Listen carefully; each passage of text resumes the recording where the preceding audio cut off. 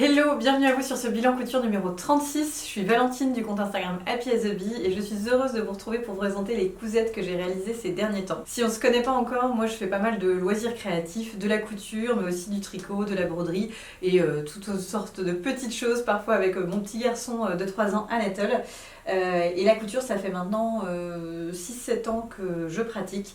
Donc il y a des cousettes un peu plus avancées, mais il y a aussi des choses tout à fait accessibles pour les débutantes. Et on commence justement tout de suite par un projet qui demande pas beaucoup de tissu, ni beaucoup de technique, c'est le maxi-col. Ça ne va pas particulièrement avec la tenue que je porte aujourd'hui, mais comme ça vous donne une idée. C'est un tutoriel gratuit disponible chez Ma Petite Mercerie, donc le patron est disponible gratuitement chez eux. J'ai légèrement augmenté la largeur du col parce que je voulais vraiment un col XXL, mais le patron de base c'est celui-là et il tombe vraiment bien. J'ai fait ça dans des chutes de tissu, de chemin du tissu dans lequel j'avais réalisé une blouse.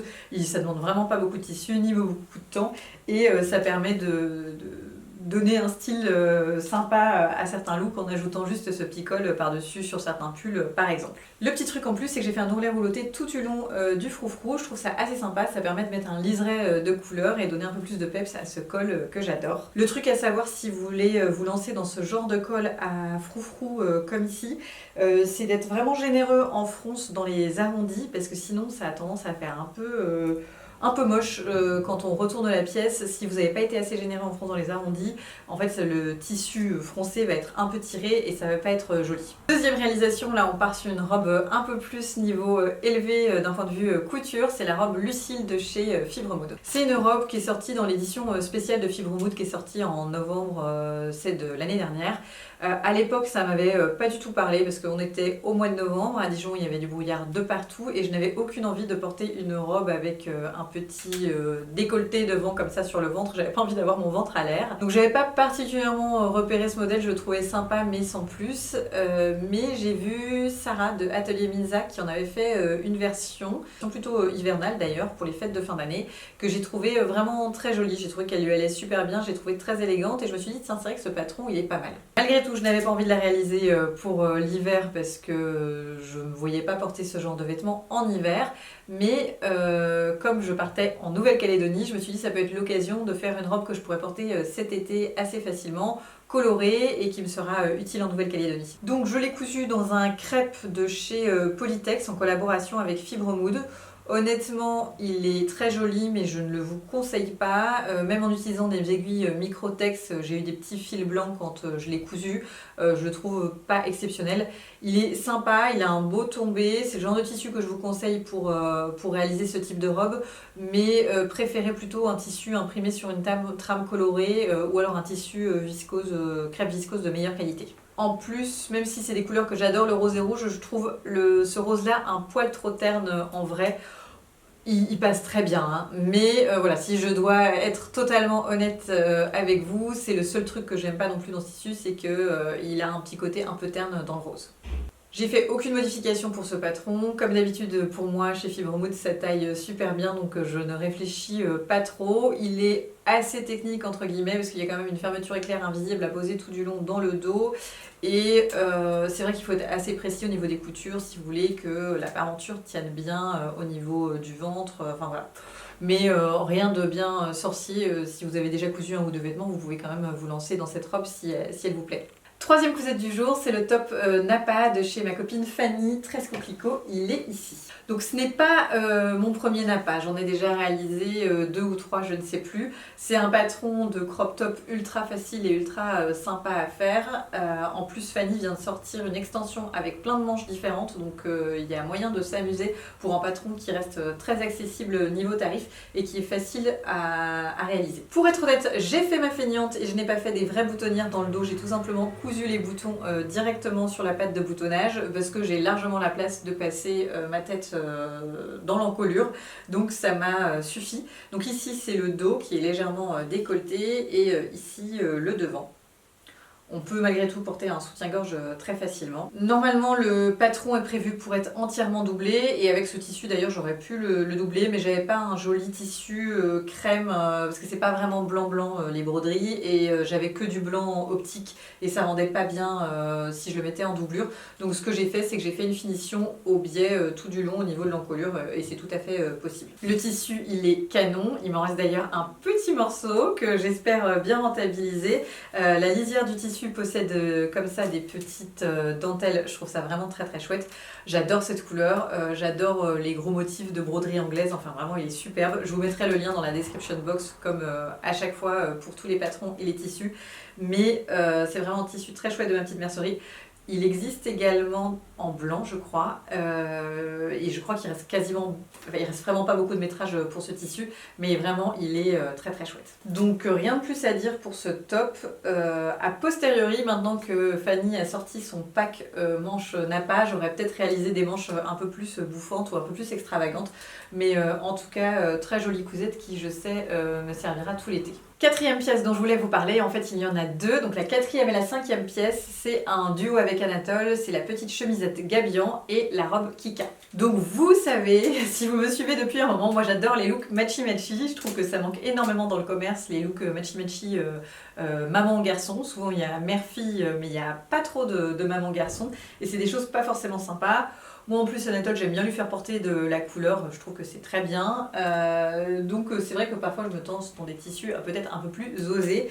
Et c'est le cas de cette double gaze de chez Stragier à rayures, dont j'aime bien les couleurs et qui je trouve peuvent être très sympas pour un garçon ou pour une fille. Forcément moi je le porte avec des accessoires violets ou orange. Anatole je le porte plutôt avec un short couleur nude ou voilà, ce genre de petit short facile à porter pour calmer le jeu un petit peu. Donc voilà cette petite chemise. Le patron, c'est un patron de chez Marmaille. Alors si vous ne connaissez pas, rien d'étonnant, c'est une marque qui est plutôt récente.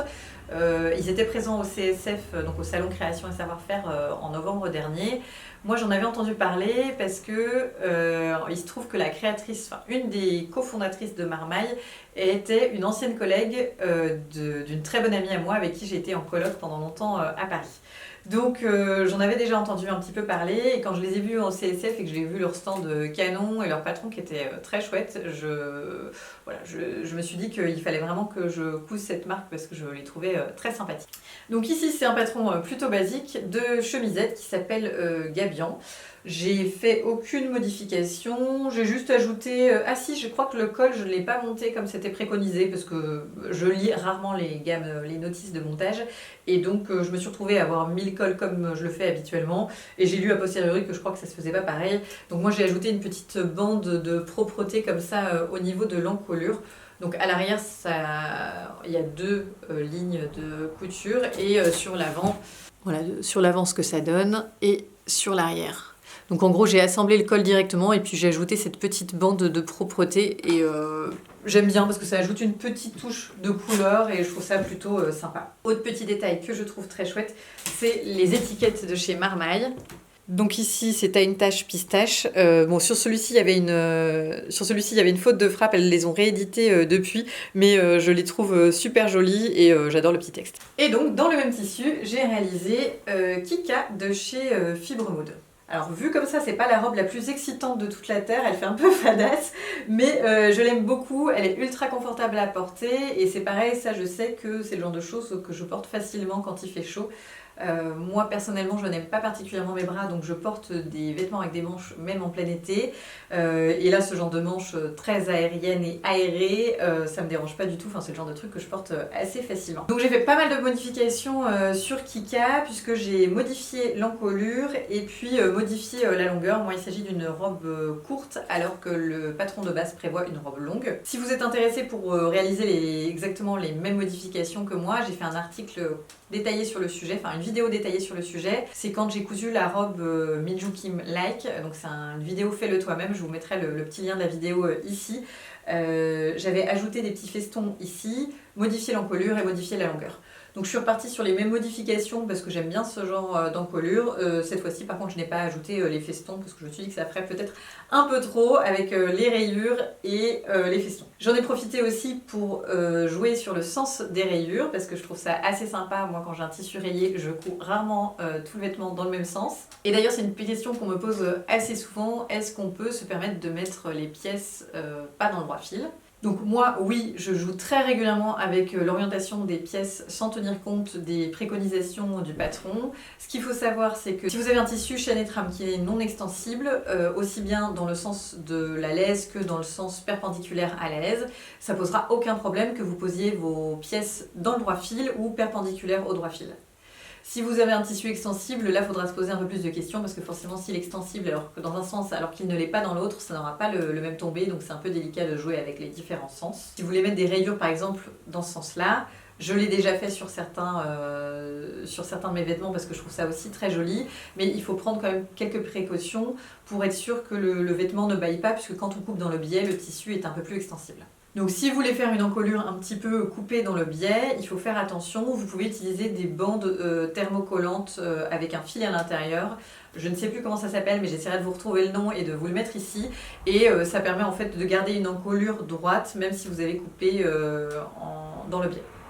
D'ailleurs globalement quand je fais des encolures cache-cœur, quel que soit le tissu utilisé et même quand je ne coupe pas dans le biais, j'essaie de mettre cette petite bande parce que ça aide vraiment à maintenir l'encolure bien proche du corps. Et malgré ces précautions, j'ai une de mes robes Sinclair que j'adore, mais qui, je vois, avec le temps, a un petit peu bâillé un peu plus. Et donc quand je le mets, il faut que je fasse attention à ce qu'il n'y ait pas un boobs qui sort, parce que l'encolure commence à bâiller un petit peu avec le temps, alors que j'ai utilisé ce matériel et que j'ai coupé mon tissu dans le droit fil. C'est tout pour cet ensemble matchy-matchy. Maintenant, on va passer à la pièce suivante, donc la 6e pièce, si je ne me perds pas, c'est ma petite chemisette Zara.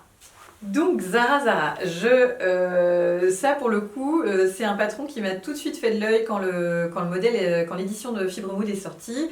Mais dans cette édition, il y avait plein de pépites et finalement j'en ai cousu déjà 2-3 et j'avais pas eu le temps de coudre Zara alors que c'est vraiment, c'était un de mes gros coups de cœur. Gros coup de cœur pour moi parce que vous savez, j'aime bien les manches bouffantes, j'aime bien ce genre d'encolure ronde aussi parce que je trouve qu'on peut se permettre de porter des boucles d'oreilles assez volumineuses ou des colliers, donc c'est vrai que j'aime bien. Et j'aimais beaucoup ces poignées de manches un peu larges et les manches ultra bouffantes. J'avais pas eu le temps pour l'instant de le coudre, mais j'avais le patron imprimé depuis sa sortie. Et quand j'ai vu cette petite popeline de coton verte, je me suis dit que ça pouvait être très sympa pour réaliser Zara. Moi, quand je réalise des manches bouffantes, généralement, je me tourne plus vers des tissus qui ont de la tenue, comme des popelines de coton par exemple. J'évite la viscose parce que j'aime bien garder un petit peu de volume. Bon, je vous dis ça et je porte quelque chose aux manches bouffantes cousu dans une viscose, hein, donc ne m'écoutez pas. Mais la petite astuce, si vous voulez être sûr de pouvoir garder le volume de vos manches, quand vous avez des manches très volumineuses et que vous avez un tissu un peu trop fluide, il y a quand même des astuces pour garder un petit peu de volume. C'est d'utiliser de l'organza qu'on vient mettre au niveau de la tête de manche. Je vais essayer pareil de vous retrouver les photos et de vous mettre les photos ici ainsi que le lien vers le compte Instagram de la personne chez qui j'ai vu cette astuce. Donc voilà, Zara, pas grand chose à dire, non, je crois que je n'ai pas grand chose à dire. J'aime beaucoup ce patron, il y a un petit pli comme ça dans le dos, elle me va super bien, j'adore la couleur. J'ai fait aucune modification. J'ai peut-être fait une modification au niveau de la patte de boutonnage parce que j'avoue que j'avais mis les pressions dans le mauvais sens, donc j'ai dû faire un petit micmac, mais finalement ça se passe très bien. Les pressions sont... J'ai opté pour des pressions parce que je voulais quelque chose d'invisible sur l'avant. Et même au niveau des manches, j'hésitais beaucoup entre plein de boutons différents. Et finalement, j'ai opté pour des pressions.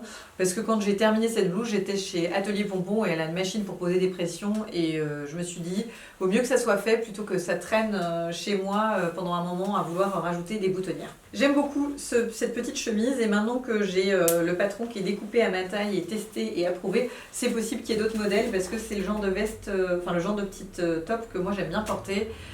C'est vrai qu'au printemps, j'adore juste enfiler un jean, un petit top assez sympa et puis voilà, c'est parti, c'est un peu mon uniforme du printemps. Et d'ailleurs, en parlant d'uniforme du printemps, je vous présente une autre pièce qui clairement va faire partie de mes favoris du printemps, c'est le top Belle. Donc c'est un top belle hacké. Moi j'ai déjà réalisé plusieurs fois le top belle dans sa façon traditionnelle. Et là en fait il s'agit d'un hack du livre de mes copines Céline et Julie, donc Tanières Apart et Jolie Bobine.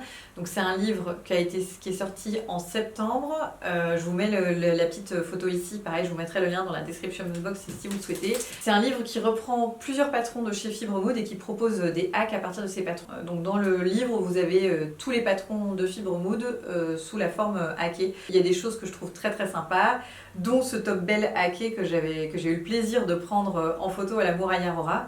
D'ailleurs, petite fierté personnelle, mais c'est ma photo qui est en première de couverture de ce livre, donc c'est quand même pas rien. Moi qui me considérais mauvaise photographe, je finis par avoir des photos qui sont publiées dans des livres prestigieux. Et donc le top belle justement que porte Céline sur la couverture, je l'aimais tellement qu'à la fin de la Muraille Aurora, je lui ai dit bah, écoute, si tu le veux pas, moi je le prends parce que c'est vraiment le genre de top que j'adore, comme je disais. Voilà, en soirée de printemps, un jean, ce top-là, du rouge à lèvres, et puis c'est bon, je suis parée pour sortir. Donc je savais déjà que j'étais fan du modèle, et quand au Japon, je suis tombée sur ce tissu, donc ce taffetas à rayer, j'ai tout de suite vu un top belle, je me suis dit que ça pouvait être super sympa. Pour le coup, je n'ai pas joué sur le sens des rayures parce que je ne sais pas ce qui m'a pris quand j'étais au Japon. Le tissu était à 70 centimes du mètre et j'en ai pris qu'un mètre. Alors que clairement, j'aurais pu en prendre 2 mètres, ça m'aurait pas ruiné et ça m'aurait permis de pouvoir jouer peut-être avec le sens des rayures et de pas galérer. Parce que en 1 mètre, j'ai réussi à couper toutes les pièces, mais c'était un peu short, alors que voilà, en 2 mètres, je me serais pas posé la question. Si vous voulez faire ce top, je vous conseille vivement de prendre un tissu qui a de la tenue, parce que ce qui fait tout le charme, c'est justement ces manches très volumineuses. Et donc si vous utilisez une viscose, c'est pareil, ça va retomber. Et encore une fois, ici, je n'ai pas coupé dans le droit fil, j'ai coupé perpendiculaire au droit fil. Déjà parce que c'était la seule façon qui me permettait de faire entrer toutes mes pièces dans mon coupon de 1 mètre, et aussi parce que j'aimais beaucoup la lisière du tissu et je voulais la réutiliser. Donc ici sur le bas du top, je n'ai pas fait d'ourlet et j'ai utilisé cette lisière de tissu que je trouvais très jolie. J'aimais bien le fait que ça soit un petit peu poilu et je trouvais ça assez sympa. J'avais peur qu'au lavage la lisière change un peu d'allure et que ça soit moins joli. Je m'étais dit si c'est le cas, bah, dans ce cas là je ferai un ourlet, mais ça n'a pas bougé. Donc peut-être que je ferai un ourlet si besoin, si je vois qu'en vieillissant ça devient moins joli, mais pour l'instant je vais laisser cette lisière comme ça que je trouve très sympa. Avant-dernière pièce dont je voulais vous parler et que je n'ai pas ici avec moi, c'est le déguisement de clown d'Anatole. Moi je suis fan des déguisements, j'adore passer du temps à faire ça. Je pense que je tiens ça de ma grand-mère qui à chaque Noël nous cousait un déguisement à chacun des cousins. Et franchement, j'ai toujours adoré ça. Le jour même du carnaval, on était encore en Nouvelle-Calédonie, il a porté un petit déguisement d'Aladin qu'une créatrice locale lui avait cousu, Lilikou. Donc cette créatrice de patron qui habite à Nouméa, et on s'est rencontrés sur place à cette occasion, m'a offert le patron de son déguisement de clown. Et donc quand je suis revenue, je pensais qu'il n'y aurait plus de carnaval puisque le carnaval était déjà passé depuis bien longtemps, mais il se trouve que l'école d'Anatole a fêté le carnaval le 22 mars, donc j'avais la possibilité de lui faire un autre déguisement de carnaval pour qu'il puisse aller à l'école. J'aurais pu aussi lui remettre son déguisement d'Aladin, mais à Dijon c'est pas les mêmes températures que Nouméa et je n'avais pas envie qu'il prenne qu'il attrape une pneumonie. Donc là le déguisement de clown était beaucoup plus approprié pour la saison française. Je l'ai cousu dans des chutes de tissu que j'avais à la maison. Je ne mens pas quand je dis que j'ai passé 5 heures à choisir le tissu que je voulais utiliser pour ce déguisement. Parce que forcément j'avais envie d'utiliser mes chutes et pas forcément de racheter du tissu pour cette occasion. J'ai même hésité, pour tout vous dire, à utiliser ce tissu que je trouvais magnifique, mais je me suis dit qu'il aurait été super aussi en déguisement de clown. Et finalement, j'ai opté pour des chutes d'un tissu lin et viscose que j'avais utilisé au printemps dernier pour me coudre une tenue pour moi. Donc j'étais pas tout à fait sûre de mon choix, et puis finalement j'ai joué avec le sens des rayures et j'ai trouvé que ça rendait super bien. J'ai suivi toutes les indications de Lilikou, j'ai cousu le patron en taille 3 ans. Le gros plus de ce patron pour moi, à mon sens, c'est sa collerette que je trouve canon, aussi bien réalisée dans du tulle que dans du coton. Moi j'aimais bien le côté un peu vintage de la collerette en coton, donc je l'ai réalisé entièrement en coton avec un petit tourlet rouloté tout du long. Comme mon tissu était assez épais, j'ai mis une épaisseur de moins pour faire la collerette. Normalement c'est 4 épaisseurs de tissu, ça demande quand même pas mal de tissu. J'avais coupé les 4, mais je trouvais que ça faisait beaucoup et j'avais pas envie que Anatole soit trop engoncée. Elle l'a fait dans un coton beaucoup plus fin, elle a mis les 4 épaisseurs et ça rend bien, mais si vous utilisez un coton épais, vous pouvez faire comme moi et mettre une épaisseur de moins. Idem, ce qui est joli, c'est de bien séparer, d'effeuiller un peu les différentes couches quand on porte la collerette. C'est ce que j'ai fait quand je l'ai portée moi-même pour essayer. Mais quand j'ai enfilé Anatole, j'ai bien vu que bon, il aimait bien se déguiser en clown, il était super content, mais il fallait pas trop l'embêter quand même en mettant quelque chose de trop épais ici. Donc j'ai laissé tel quel, je trouve que c'est sympa aussi. Ce qui m'a pris pas mal de temps finalement, c'est de réaliser le petit chapeau, puisque normalement Aurélie, donc Lilicou, suggère d'utiliser de la feutrine. Je pense que c'est plus adapté. Moi j'avais pas de feutrine et je voulais que ça soit totalement assorti entre le chapeau et le déguisement. Donc ce que j'ai fait, c'est que j'ai fait un support en carton, avec un carton qui traînait ici, et ensuite je l'ai recouvert de tissu avec de la colle. C'est un peu cracra, j'aurais pas pu vendre ça comme un déguisement pour le vendre à donner à quelqu'un, mais pour une journée de carnaval à Dijon, c'était juste parfait. Voilà pour ce déguisement, et pour terminer, on va parler de ma masterpiece, vraiment un des vêtements dans lequel je suis très fière, c'est mon top rose. Donc ce top rose, je l'ai réalisé dans une tête d'oreiller que j'avais achetée chez Emmaüs. Je vais régulièrement chez Emmaüs pour trouver des petites choses parce que c'est drôlement plus économique. Il y a moyen de trouver des jolis tissus vraiment pas chers du tout. Et en plus, c'est plutôt éco-responsable, ça évite d'avoir à acheter du tissu ou commander du tissu. Et il y a vraiment des pépites dans les vieux linges de lit. C'est souvent des qualités de coton qui sont vraiment très chouettes et plus qualitatives que ce qu'on peut trouver actuellement. Donc là, j'avais des têtes d'oreiller qui avait comme ça une petite broderie anglaise que je trouvais magnifique, et c'était les 2 têtes d'oreiller à 8 €. Je sais que j'ai une autre tête d'oreiller parce que là j'en ai utilisé qu'une seule pour faire ce top. Je dois en avoir une autre qui m'attend quelque part chez moi ou ici à l'atelier, mais je n'arrive pas à remettre la main dessus.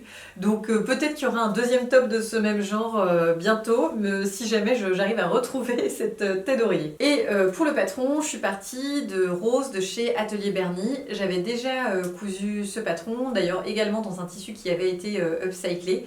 Je pense que le côté vintage, un peu rétro, romantique de ce patron me donne envie d'utiliser des tissus vintage. Rien de particulier à dire pour ce patron, il taille correctement, je le trouve très chouette. J'aime beaucoup l'ouverture comme ça avec les liens sur l'avant. À chaque fois, moi j'ai opté pour l'option avec la petite patte, la sous-patte de boutonnage, même si je suis très à l'aise avec mon corps et que j'ai aucun problème. J'aime pas trop quand même, déjà il y a pas mal de choses à jouer sur le côté, j'avais pas en plus envie qu'on aperçoive mon ventre et mon soutien-gorge au niveau des petits liens. Mais ça c'est une option qui est décrite dans le patron, j'ai rien inventé. Ça a été super rapide à coudre, ultra satisfaisant. J'ai un peu galéré à positionner toutes les pièces dans ma tête d'oreiller parce que c'était quand même un petit morceau de tissu, mais j'ai réussi et je suis super contente du résultat. Et ça vraiment c'est encore une fois le genre de top que je sais que je porte ultra facilement au printemps. Le seul truc relou c'est de repasser les manches bouffantes, mais mis à part ça c'est vraiment très très chouette. Donc je crois que c'est la pièce de laquelle je suis la plus fière sur ce bilan couture, c'est celle que je préfère, même si j'aime aussi beaucoup Belle. N'hésitez pas à me partager en commentaire quelle est votre pièce préférée de ce bilan couture. Merci à vous d'avoir regardé ce bilan couture jusqu'au bout, n'hésitez pas à liker, commenter, partager, c'est super important pour moi et ça permet d'avoir de la visibilité pour ma chaîne et pour continuer à vous créer du contenu de qualité. Belle journée à vous!